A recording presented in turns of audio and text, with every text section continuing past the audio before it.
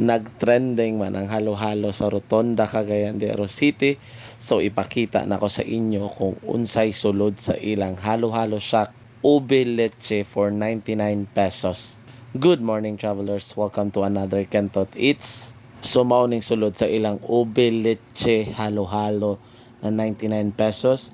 So muna atoy ube halaya and saging, di ko balig unsa na siya basta tamis siya, gulaman and langka. And napabot nga din siya ice. And napo din sila special milk daw na siya kay ginaluto pa. Dayon patungan din og isa ka leche flan. So, let's talk about the issue. Ako wala ko kabalo kung unsay proper costing good sa halo-halo. Dili food kay ko fan sa halo-halo.